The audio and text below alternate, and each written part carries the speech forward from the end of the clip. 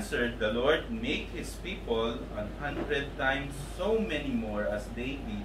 But my Lord the King, are they not all my Lord's servants? Why then doth my Lord require this thing? Why will he be a cause of trespass to Israel? Nevertheless, the king's word prevailed against Joab. Wherefore Joab departed and went throughout all Israel and came to Jerusalem. And Joab gave the sum of the number of the people unto David, and all they of Israel were 1,000,000 and 100,000 men that drew sword. And Judah was 410,000 men that drew swords. But Levi and Benjamin counted he not among them, for the king's word was abominable to Joab. And God was displeased with this thing. Therefore he smote Israel. And David said unto God, I have sinned greatly, because I have done this thing. But now I beseech thee, do away the iniquity of thy servant, for I have done very foolishly.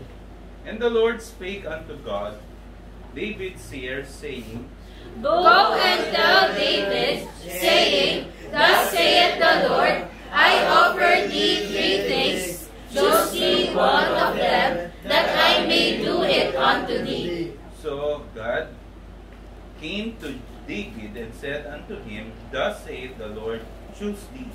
Either 3 years famine, or 3 months to be destroyed before thy foes, while that the sword of thine enemies overtaken thee, or else 3 days the sword of the Lord, even the pestilence in the land, and the angel of the Lord destroying throughout all the coasts of Israel. Thou therefore advise thyself what word I shall bring again to him that sent me. And David said unto God, I am in a great strait. Let me fall now into the hand of the Lord, for very great are his mercies, but let me not fall into the hand of man. So the Lord sent pestilence upon Israel, and there fell of Israel 70,000 men. And God sent an angel unto Jerusalem to destroy it, and as he was destroying, the Lord beheld, and he repented him of the evil, and said to the angel that destroyeth, It is enough, stay now thine hand. And the angel of the Lord stood by the threshing floor of Ornan the Jebusite. And David lifted up his eyes, and saw the angel of the Lord stand between the earth and the heaven, having a drawn sword in his hand, stretched out over Jerusalem. Then David and the elders of Israel, who were clothed in sackcloth, fell upon their faces. And David said unto God, Is it not I that commanded the people to be numbered? Even it is that have sinned and done evil indeed. But as for these sheep, what have they done? Let thine hand, I pray thee, O Lord my God, be on me, and on my father's house, but not on thy people, that they should be plagued. Then the angel of the Lord commanded God to say to David, that David should go up and set up an altar unto the Lord in the threshing floor of Ornan the Jebusite. And David went up at the saying of God, which he spake in the name of the Lord. And Ornan turned back and saw the angel, and his 4 sons with him hid themselves. Now Ornan was threshing wheat. As David came to Ornan, Ornan looked and saw David, and went out of the threshing floor, and bowed himself to David with his face to the ground. Then David said to Ornan, Grant me the place of this threshing floor, that I may build an altar therein unto the Lord,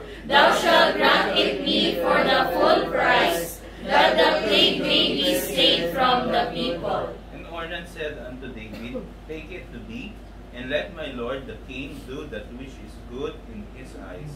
Lo, I gave thee the oxen also for burnt offerings, and the threshing floor instruments for wood, and the wheat for the meat offering. I give it all. And King David said to Ornan, Nay, but I will verily buy it for the full price, for I will not take that which is thine for the Lord, nor offer burnt offerings without cost. So David gave to Ornan for the place 600 shekels of gold by weight.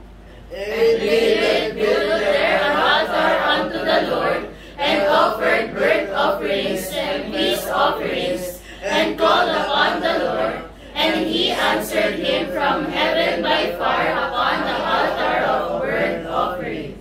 And the Lord commanded the angel, and he put up his sword again into the sheath thereof. At that time, when David saw that the Lord had answered him in the threshing floor of Ornan the Jebusite, then he sacrificed there. For the tabernacle of the Lord, which Moses made in the wilderness, and the altar of the burnt offering were at that season in the high place at Gibeon. Sabay-sabay tayo. But David could not go before it to inquire of God, for he was afraid because of the sword of the angel of the Lord. Okay, tayo po'y manalangin. Panginoon, maraming salamat po muli, Panginoon, sa pagbasa ng iyong salita. Galing, Panginoon, sa pag-aaral namin ngayon, Panginoon. Patuloy na bigyan mo kami ng puso na handang makinig, handang sumunod, Panginoon. Salamat, Panginoon, sa mga salita mo na bibigay na kalinawagan, Panginoon, sa aming mga dadaanan dito sa buhay. Salamat po muli sa gabing ito. Ingatan mo, Panginoon, yung mga salita, Panginoon. Sa pangalan ng Panginoong Yesus. Amen. Okay, binasa po natin ay yung kwento ni David, no? Sa chapter 20, okay, nananalo na sila eh. Panalo na sila eh. Okay? Pagkababasahin niyo po yung chapter 20, mga kinakalaban nila, natatalo na nila. Okay? Mga pinagpapala na sila ng Panginoon. At pagdating po dito sa chapter 1, pero ang pamagat po nito ay I will not take or offer burnt offering without a cause. Okay? Mic. Low mic test. Mahina? Wala. Wala?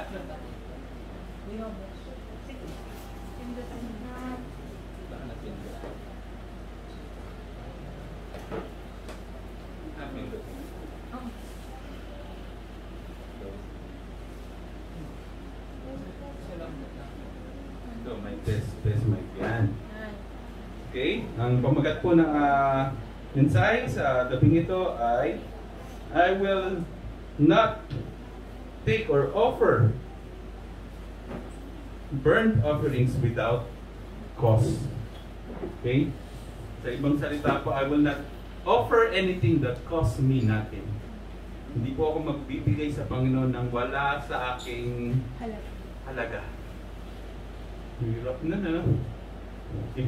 Magbigay na ba kayo ng gano'n? Walang halaga sa'yo? Normally kasi binibigay mo yung walang halaga sa'yo eh. White elephant. Hindi mo na nagagamit. Meron nga niyan, may ganyang scheme sa pagbibigay. Alam niyo yung white elephant?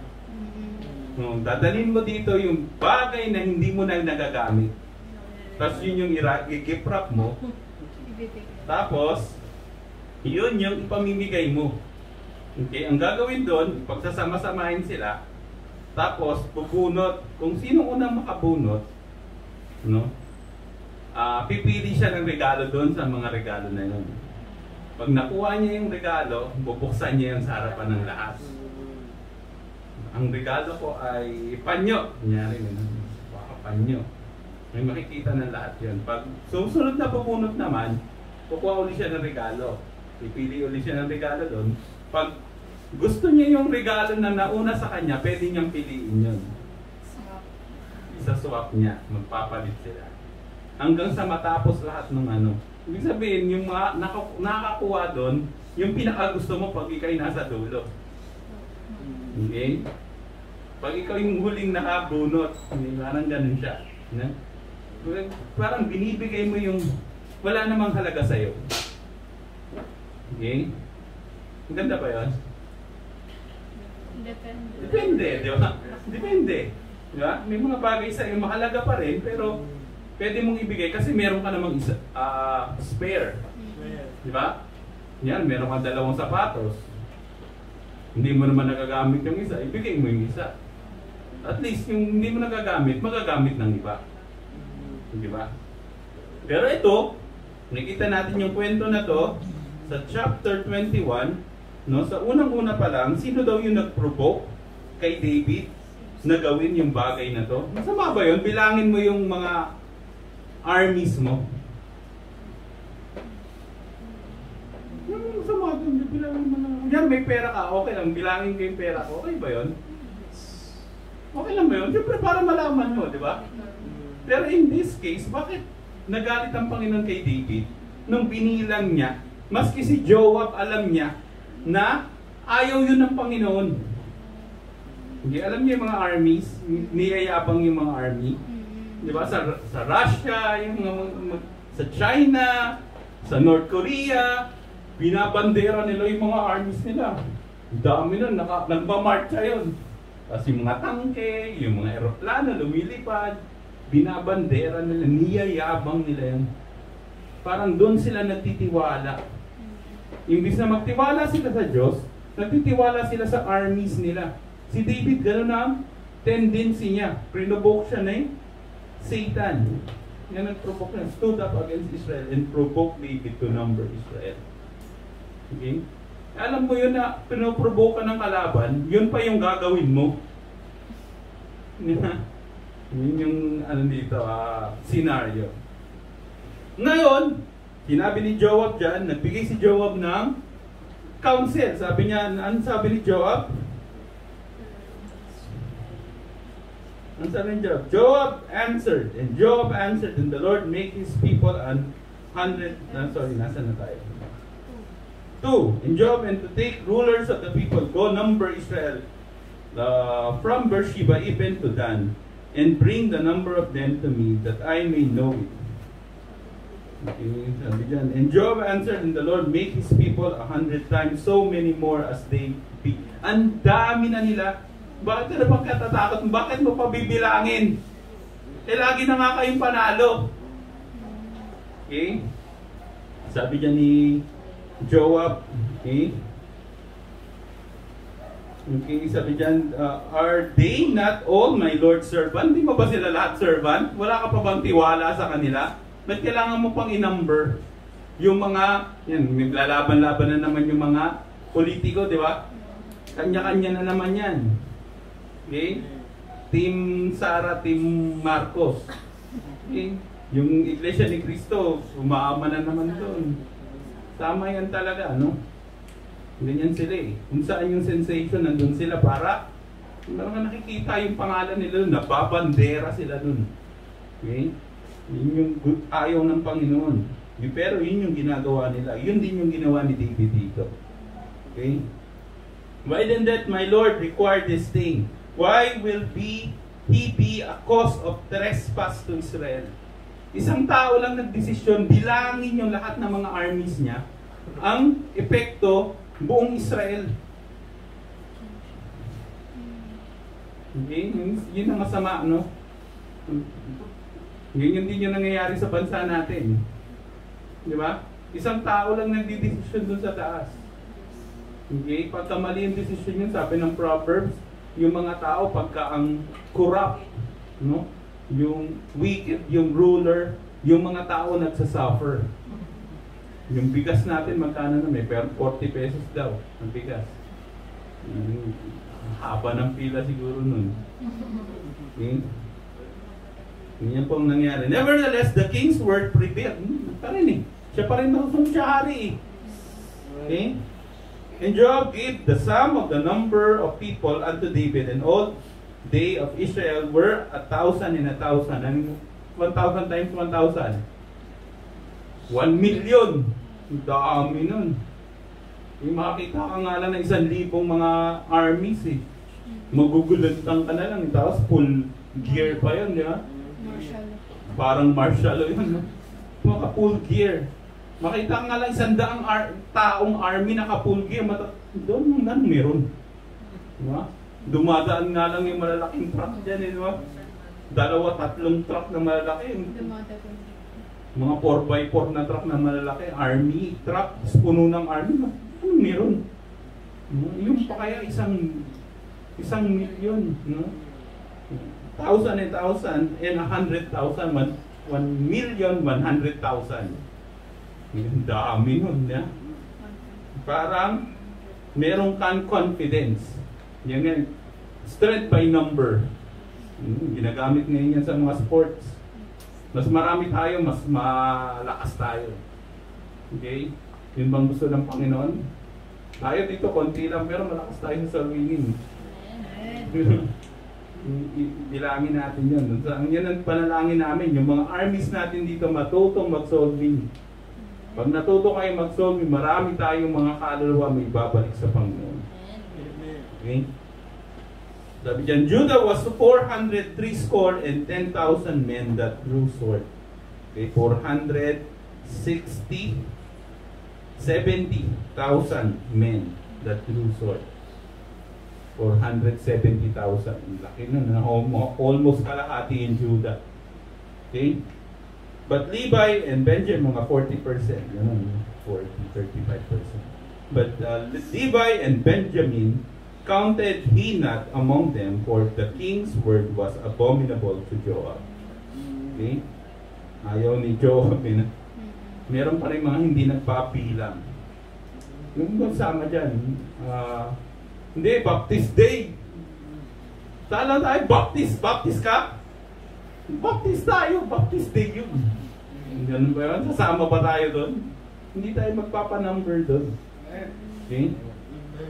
And the Lord spake unto God, David's here, saying, Go and tell David, saying, Thus saith the Lord, I offer thee 3 things, choose thee of one of them, that I may do it unto thee. Ito na yung parusa. Gumawa si David ng kasalanan, nagyabang si David, nagpaprovoke siya sa kalaban ng Panginoon, si Satan, binilang yung mga hindi dapat bilangin. Anong ginawa ng Panginoon? Binigyan siya ng, ganun ng Panginoon, binigyan pa siya ng choices. Multiple choice. Parang gusto mo? 3 years famine? Or 3 months na destroy ka ng kalaban mo? Or 3 days na yung kamay ko ang papalo sa'yo? Anong gusto mong pili? Anong gusto mong pumili? Okay, nakapag-bargain pa si David dito, no? Okay, sabi ni David, alam niya kasi nakasalanan niya eh. Okay, yun maganda naman sa ating mga Kristiyano. Sana naman alam natin na kasalanan natin. Pagka nagkasala tayo sa Panginoon, alam natin yun. Na-internalize na nagkamali ako doon. Iniisip dapat natin yun, nagkamali ako doon. Sinungaling ako doon. Okay? Hindi ko sinabi yung dapat kong sabihin na tama doon. Hindi ko ginawa yung mga bagay na dapat kong ginawa. Okay, alam natin yan, di ba?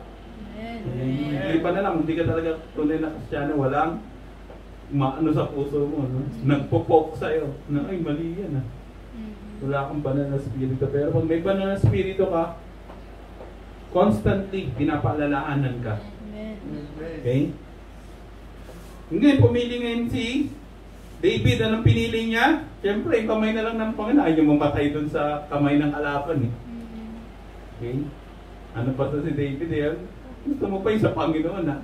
Hindi, ito yung sa'yo. Okay? Ilan daw yung namatay? Nang dahil dyan. Ilan yung namatay? 70,000 people. Konti ba yun? Marami rin yun. No? Less than 10%. Mga tao nila. Okay? Yan yung nangyari sa kanila. No? Napaka sama. Okay? Ngayon ang Panginoon, mabuti pa rin ang Panginoon. Hindi pa siya pinatay, Hindi pa sila inubos. No? Nakipag-commune si David, no, sa Panginoon. No? Ako naman nagkasala eh.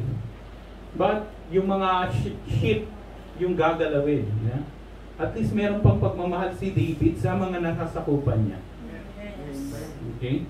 Minsan mga ganyan, mga pastor eh. Okay? Minsan sila na yung kumukuha ng sakit eh. Ang nangyari sa pastor natin, siya na yung kumuha ng sakit. Di ba? Salamat sa Panginoon, meron tayong pastor na gano'n. Pagka, bahala kayo dyan. Okay? Pagka nagpitpitan na ng kung ano man, iwan na tayo. Pero hindi umiiwan. Yung kakasakit pa para sa atin. Okay? Hirap po magtrabaho na nagpapastor. Okay? Parang naranasan ko lang na konti pa nga lang, katiting nga lang. Yung pagod, hindi ka makatulog, nag-iisip ka, tapos magpapasaway pa yung membro, hindi pa attend, encourage mo na buo na, wala pa rin, aalis pa. Okay? Hirap. Hirap magpastor. Pero masarap, may good feeling yun. Okay? Merong saya dun. Okay? Mahirap, may saya. Hindi palagi lahat saya. Hindi naman palagi lahat hirap. Okay? Okay, ano daw nangyari dito? Yan, nakipag-commune siya sa Panginoon. Okay? At sabi ng Panginoon, mag-alay ka sa akin. Okay? Ang ginawa niyang lugar, yung lugar ni Onan. Okay? Yung threshing floor ni Onan. Okay, hirap din yan, ano? Si Onan, meron siyang, yan, may business ka. Di ba? Threshing floor, doon ka doon mo inaayos yung lahat ng mga aani mo sa threshing floor para kilingin yan at makakain mo, di ba? Hirap na nibibigay mo sa isang, that is hari kasi ito eh. No? Ibibigay mo. No? Ang ganda rin ang kalooban dito kung titingnan natin yung perspektibo naman ng kalooban ni Onan. Tingnan natin kung anong ginawa ni Onan. Okay? Sabi dyan.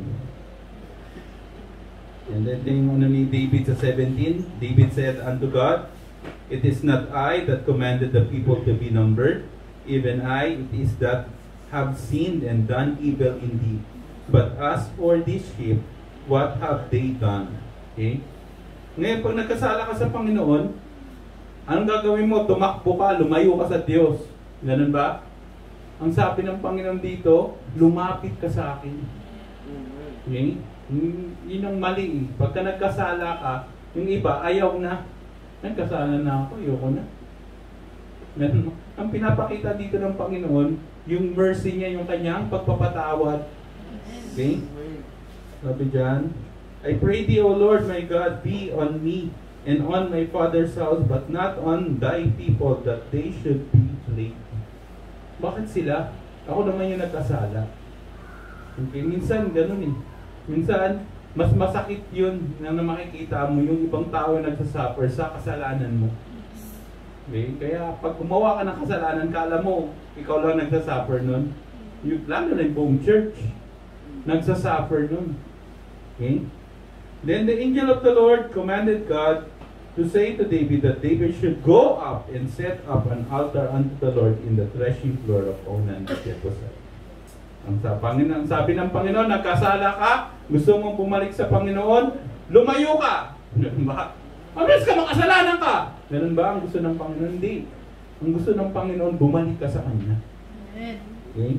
And David went up at the saying of God, which he spake in the name of the Lord. And Onan turned back and saw the angel and his 4 sons with him, hid themselves. Now Onan was threshing wheat. Okay? Nakita ni Onan, siguro napakita rin sa kanya ng Panginoon. No? Nakita ni Onan, natakot siya eh. Siguro magpakita sa angel of the Lord. Hindi ka matakot. Okay? And as David came to Onan, Onan looked and saw David and went out of the threshing floor and bowed himself to David with his face to the ground. Meron si Onan na pagpapakumbaba. Okay. Una, yun yung maganda kay Onan. Maganda ito pagka, study mo yung personality ni Onan. Okay, pero sa na yun. Then David said to Onan, "Grant me the place of this threshing floor, that I may build an altar therein unto the Lord. Thou shalt grant it me for the full price, that the plague may be stayed from the people." Okay? Tignan natin yung reaction ni Onan. Ay! Yoko! Bigay sa akin ito ng Panginoon. Dito ako nagtatrabaho. Ito yung kabuhayan ko. Okay? Anong sabi ni Onan? And Onan said unto David, "Take it to thee, and let my lord the king do that which is good in his eyes. Lo, I give thee the oxen also for the burnt offerings, and the threshing instrument for wood, and the wheat for the meat offering. I give it all."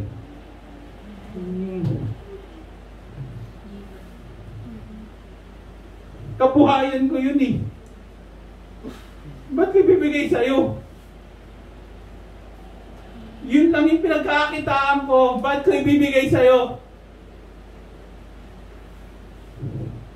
Baliktad, di ba? Si Onan, I give it all. Hindi sa maganda rin rin, no? I give it all. Lahat na, pati patot panabla.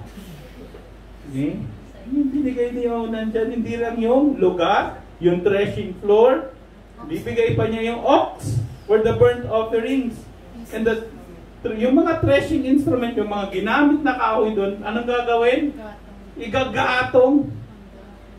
Ipanggagatong lang. Yung laptop ko, Panginoon, bibigay ko na sa'yo. Sunugin mo na yan. Kasi dyan ako nagtatrabaho eh. Ganun parang ganun yung ginawa ni Onan. Yan yung kabuhayan ko. Sige ba, sa'yo na yan. Lahat. Okay? I give it all. And King David said to Onan, "Nay, but I will buy it for the full price." Ganda naman ng babayaran kita. Okay? Nang hindi kalahati, hindi 1/4, hindi 90% off. Sabi diyan, full price. "For I will not take that which is thine for the Lord, nor offer burnt offering without a cost." Hindi ako bibili at mag-o-offer sa Panginoon ng wala lang. Na hindi man lamang ako masasaktan. Na hindi man lamang ako aaray. Okay? So David gave to Onan for the place 600 shekels of gold by weight. Malaki na yun. Malaki yung 600 shekels of gold. Hindi lang natin, imagine nyo ginto yun. Yung magkano ang isang gramo ng ginto. Natin, wala dito alahero eh. Pero mahal yun. Ang ganito lang kaliit na ginto, mahal na. Dalawang ganyang kaliit na ginto, 20,000 na. Ganito lang kaliit. Dalawa nito yung mga wedding ring, 20,000. Dati pa yun ha. Ngayon magkaano na yun? Okay, imagine mo ilang 600 shekels. Hindi natin alam kung gaano karami yun. Hirap siguro ilagay sa pulsa nun. Okay? And David built there an altar unto the Lord, and offered burnt offerings and peace offerings, and called upon the Lord, and He answered him from heaven by fire out upon the altar of burnt offering. Tinanggap ng Panginoon yung offering ni David. Okay? Nagkaroon na uli sila ng magandang ugnayan. Pero ang kita natin dito, takot na si David. Takot ka na magkasala. Hindi mo na uulitin uli yun. Okay? At that time, when David saw that the Lord had answered him in the threshing floor of Onan, the Jebusite, then he sacrificed there for the tabernacle of the Lord, which Moses made in the wilderness, and the altar of the burnt offering were at that season in the high place at Gibeon. But David could not go before it to require of God, for he was afraid because of the sword of the angel of the Lord. Pag napaalo ka na ng isang matindi, alam mo na yun. Tatandaan mo na yun. Okay? Kaya natin pinapalo yung mga bata. Hindi bugbog po, palo lang. Medyo masakit lang sa puwet. Masakit lang sa puwet. No? Hindi pong kakastiguin. Hindi yung kinakastigo. Hindi po hayop yung mga anak natin. Yung kastiguin. Paluin lang po natin ng matindi. Yung matindi lang sa puwet. Lalatay pa rin yun. Okay. Anong meron dito? Anong meron dito sa kwento na to? Okay. Gusto ko lang ditong ipakita yung benefit ng pagbibigay. Yung pagbibigay na merong pagsasakripisyo. Hindi tayo magbibigay ng wala lang. Okay? Hirap. Yung bata ako, natutunan ko po yan sa Sunday school. May kanta kami dyan, I'm giving because I love Jesus. I'm giving because I love Him. Tapos kukuha ko ng piso.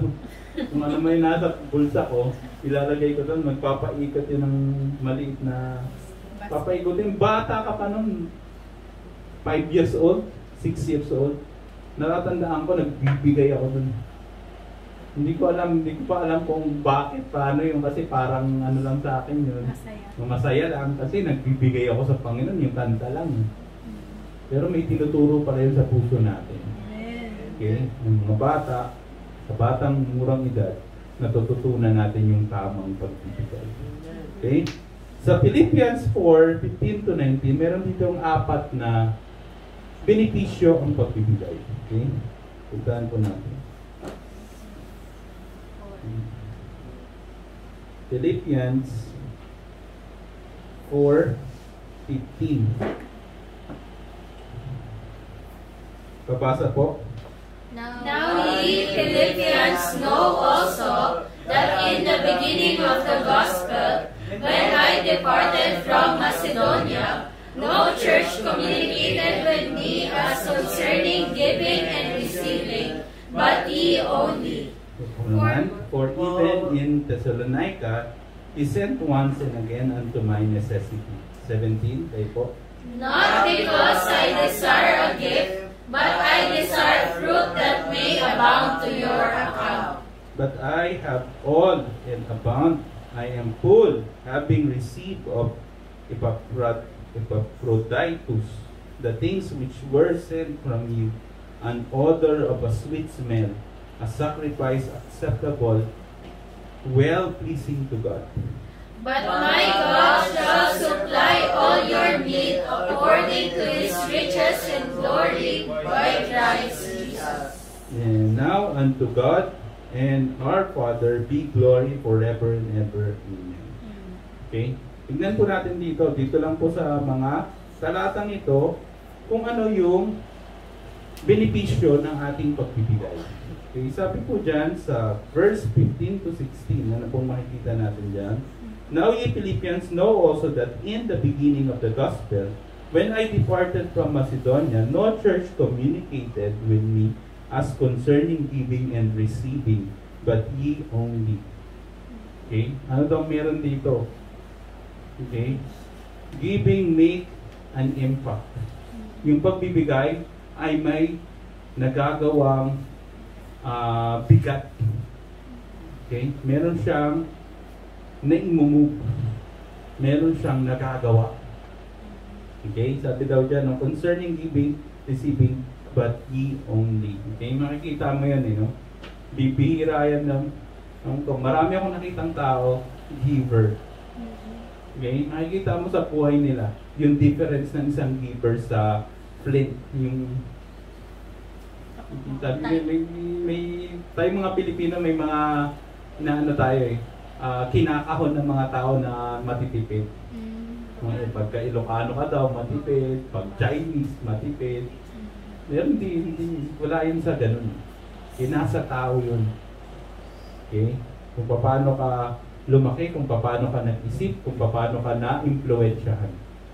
Okay? Kaya nga tayo, we are influencing na magbigay. Bata pa lang, magbigay ka sa Panginoon. Meron kang 10 piso, ibigay mo yung piso. Okay? Hindi yun kawalan. Pero sometimes, kawalan yun. Pero maganda, sumunod ka. Kung susunod ka, isa daw benepisyo niyan, yan ay nakakapagpagalaw. It can move people. Okay? Sabi dyan, giving adds to your account. Okay? Tingnan natin dyan sa verse 17. Sabi dyan, not because I desire a gift, but I desire fruit that may abound to your account. Okay? Pag nagbibigay pala tayo, imbis na yung binigyan natin yung nagkakaroon ng benepisyo, meron yun. Okay? Pero, mas nagkakaroon yun ng benepisyo sa atin. Okay? Anong nababago sa puso mo pag nagbibigay ka sa Panginoon? Ano bang nababago sa puso mo? Hindi ka nagiging selfish. Hindi ka nagiging gahaman. Hindi ka nagiging madamot. Hindi ka naman nagiging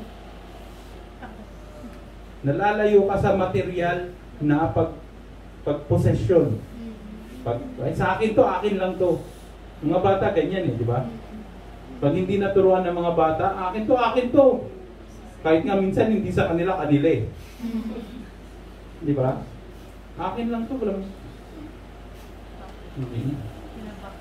box out na yan. Akin to. Pag ginalaw mo yan, away tayo. Okay? Pero napabago yung puso ng tao, di ba? Pwede natin bago, lalo na tayong mga Kristiyano. Okay? Yan, nagbibigay yan ng account. Actually, para ka nag-iipon sa langit nun. Okay? Binibigay mo yun sa Diyos, kala mo wala lang yun, meron yun, may pinaglalagyan yun. May nagagawa yun para sa Panginoon. Okay? Next, giving, please God. Sino pa yung the best mong i-please? Boss mo, teacher mo. Maganda yun, kung i-please mo yung mga teacher mo, dahil maayos yung pakikitungo, nag-aaral ka ng maayos, boss mo, kung ikaw ay nagtatrabaho ng maayos, di ba? Kung ikaw ay nakikitungo sa kasama mo na maayos, maganda yun. Pero, sino yung pinaka-the best mong i-please? Tingnan natin dyan sa verse 18, sabi dyan, but I have all and abound. I am full, having received of Epaphroditus the things which were sent from you, an odor of sweet smell, a sacrifice acceptable, well-pleasing to God. Yung pagbibigay pala, well-pleasing sa Panginoon yun eh. Ay, kung gawin yun, well-pleasing pala. Ganun ba? Yun pala yung gusto ng nanay ko, yun pala yung gusto ng tatay ko. Pag yun yung gusto ng nanay mo, pag nag-aaral pala ako ng mabuti, ang gusto pala ng tatay ko, kahit pa paano, aakit siya ng stage. Di ba?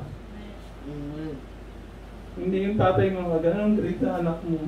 Pag nakuha yung grade na anak ko, parang lumong-lumo yung, parang ayaw nga kuhanin yung grades mo eh. Ayaw kuhanin yung grades mo, puro pala ko yan eh. Magsisibak na naman kami yan.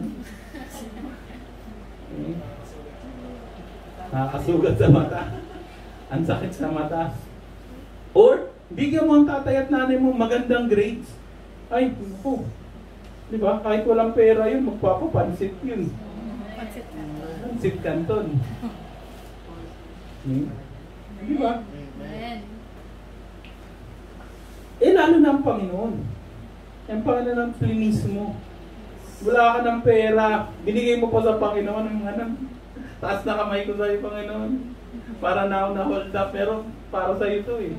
Isipin mo lang, bahala ka na. Pero nakikita mo kung paano kikilos ang Panginoon. Paano siya gagalaw. Wala ka na. Wala. Pamasahin ko na sa Panginoon. Hindi ka nagkaroon ng bike. Ganun. Hindi ka na mamamasahe. Bubay ka na lang. Ang walang sisirain. But my God shall supply all your needs according to His riches in glory by Christ Jesus. Amen. Okay, anong meron? Makes an impact. It adds to your account. It pleases God. And it gives what? Blessings from God. Meron kang blessing. Pag sinabing blessing, normally yan ay material. No? Madalas material na pangangailangan. Pero hindi lang yun. Meron niyang blessings na spiritual. Meron niyang blessings na gumagawa sa puso mo. Yung hindi nakikita ng tao. Gumagalaw yan sa puso mo. Okay? For the love of money is the root of all evil. Pag mahal mo yung pera, napaka-hirap mong bitawan yan. Kasi mahal na mahal mo. Okay? Pero kung mahal mo ang Diyos, kahit na ano pa yan, panahon, okay, kalakasan, ibibigay mo yan sa Panginoon. Talento mo, ibibigay mo yan sa Panginoon. Hindi mo ibibigay sa mundo yan. Okay? Gusto mo bang tumutugtog ka lang dun sa mundo? Di ba? Ang galing-galing mong tumugtog, pero tinutugtugan mo mundo. Okay? Yung mga talento natin, magaling kang kumanta. Kinakantaan mo mundo. Ikanta mo sa Panginoon yan. Yung oras mo, no, na uubos sa mga barkada mo sa mundo, panunood ng TV. Okay? Magbasa ka ng salita ng Panginoon, ialay mo sa Panginoon yan, hindi lang pera madalas. Pero isa yung part nun, kasi lahat yan ay totality. Oras mo, lakas mo, talento mo, pera mo, lahat yan, pamilya mo, lahat yan ay magkakasama, magkakalahad, isang buyan. Okay? Ibigay mo yan sa Panginoon. And sabi ng Panginoon tayo, and now the God and our Father be glory forever and ever. Mabibigyan siya ng luwalhati. Okay? Riches and glory by Christ Jesus according to His riches. Mahirap ang Panginoon. Mahirap. Siya nga may-ari lahat ng to eh. Amen. Diba? Bakit hindi mo siya paglilingkuran sa pamamagitan ng pagbibigay? Siya nga may-ari ng lahat ng to. Tinuturuan ka lang niya. No? Ako, pag may anak ako, pag tinanong ko yung anak ko, anak, pautang naman ako. Tapos, pag nagkapera ako, yan yung una kong babayaran. Dodobling ko pa, kunyari lang. Sayang. May tatay mo, minsan nawawalan niya ng pera eh. Kunyari lang.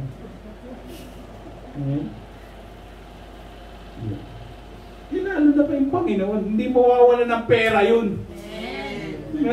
Hindi mawawalan ng resource yun, hindi mawawalan ng kalakasan yun. Hindi mawawalan ng talino yun. Kanino ka pa maglilingkod? Sa mundo o sa Diyos? Mamili ka. Okay? Pag nagbigay tayo, it makes an impact. Meron niyang, may nagagalaw ka dyan. Ripple lang niya, ripple effect.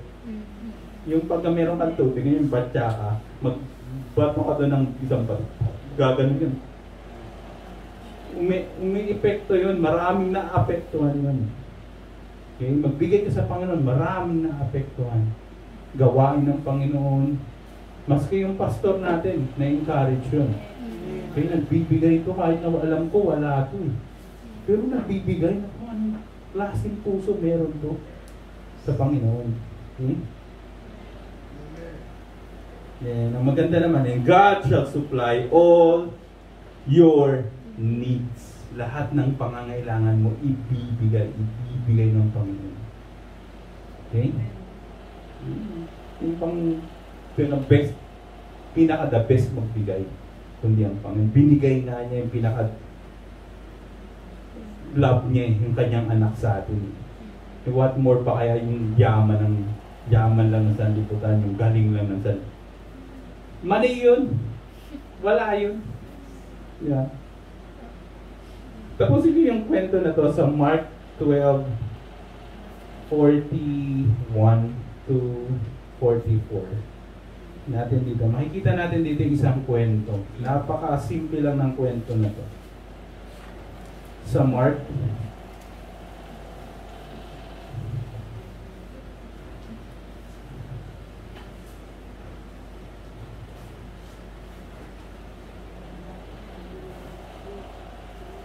Mark 12. 41. Yan, last yan ng Mark, no? Basahin lang natin. Babasa po. And Jesus sat over against the treasury, and beheld how the people cast money into the treasury, and many that were rich cast in much. Wow. Next, and there came a certain poor widow, and she threw in 2 mites, which make a parting. And he called unto him his disciple, and said unto them, Verily I say unto you, that this poor widow has cast more in than all they which have cast into the treasury. For all they did cast in of their abundance, but she of her want did cast in all that she had, even all her living. Okay? Ang ganda dito ng Panginoon. Ang Panginoon, observer eh. Okay? Umupo siya doon sa, siguro malapit doon sa ano, no? Yung treasury, yung box, offering box. Kung yun lang siguro, nag-observe lang siya doon. And many that were rich cast in much, and dami, may yaman, di ba? Maraming pera. Kita natin yan eh, pag galing tayo sa Catholic churches, di ba? Ganun yun eh, paano, kung gano'n, yung pinamamigay nila doon, may pangalan pa nila eh. Donated by, yung mga upuan doon, di ba? Tingnan mo sa gilid, may pangalan, donated by Sanyo family. May mga ganun yun eh. Dati nakikiupo po, yung mga pangalan ko. Niyayabang nila yun eh. You know, and many that were rich cast in much. And there came a certain poor widow. Widow na poor pa. Wala nang asawa. Mahirap pa. Kaya sana kung nakapayang kapangasawa ng mayaman, no? Hindi. Mahirap widow, and she threw in 2 mites. 5 duling siguro yun. Iyaano natin, 2 duling. Wala nang bigay mo sa bata yun, ibabato, papabalik sa iyo. Kasi wala na siyang mapipili kung siguro. Pero yun lang yung yaman niya, which make a party. Pagka inagis mo yun, hindi naman siya tutulog ng malakas eh. No? Hindi nakakalinsing. Wala lang. Okay? And he called unto him his disciple, and said unto them, Verily I say unto you, that this poor widow had cast more in. Ha? 2 mites na nga lang yun. 5 duling. Okay, ano lang natin sa ano natin. 5 duling. Meron ba kayo 5 duling? Meron ako dati yung butas. Kung nakakita ka nun, tinatadyak-tadyakan mo lang yun sa ano, di ba? Sipa mo lang yun eh, di ba? Hindi mo kukuhanin yun eh. 5 duling! Hindi ka gaganin doon. Sisipahin mo lang yun eh.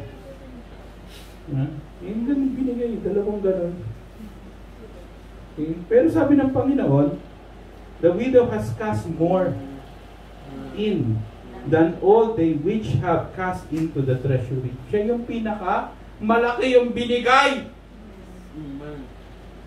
Paano naging malaki? Hindi, ang maganda sa Panginoon, hindi siya sumusukat sa dami. Sumusukat siya sa puso. Ang maganda sa Panginoon, hindi siya sumusukat sa dami. Sumusukat siya sa puso. Okay? For all they did cast in of their abundance, but she of her want did cast in all that she had. Nilagay niya lahat doon yung kayamanan niya. Sa sobrang hirap niya, 2 mites lang yung pera niya, inilagay pa niya. Hindi yung 10%, 100% yun. Yun na lang eh, wala na eh. Binigay pa niya sa Panginoon. Sukatin mo ngayon yung puso na merong gano'n. For all that For all they did cast in of their abundance, but she of her want did cast in all that she had, even of her living. Tayo manalangin. Panginoon, maraming salamat kung muli, Panginoon, sa gabing ito. Salamat, Panginoon, pagpapaalala sa pagbibigay, Panginoon. Salamat, Panginoon, sa kabutihan mo. At hindi mo kami sinusukat, Panginoon, sa dami ng binibigay namin. Sinusukat mo kami, Panginoon, sa nilalaman ng aming puso. Sana, Panginoon, makita namin yung beauty ng pagbibigay, Panginoon. At subukin namin ito, Panginoon, kung gaano kayo kabuti, kung gaano kayo makapangyarihan, kung gaano kayo katapat. Salamat, Panginoon, sa inyong mga salita. Hindi niyo ito tinago sa amin. Kung paano niyo kami pagpapalain sa ganitong paraan. Patuloy, Panginoon, pinapanalangin namin ang buong church, Panginoon. Kayo po, Panginoon, mag-ingat at patuloy na magturo sa atin, Panginoon, ng mga bagay-bagay, Panginoon, sa inyong kalooban. Salamat pong muli sa gabing ito. Ingatan niyo kami sa aming pansamantalang pag-uwi, Panginoon, pag-iwahiwalay. Ibalik niyo po muli kami dito sa darating na linggo. Sa pangalan ng Panginoong Yesus. Amen.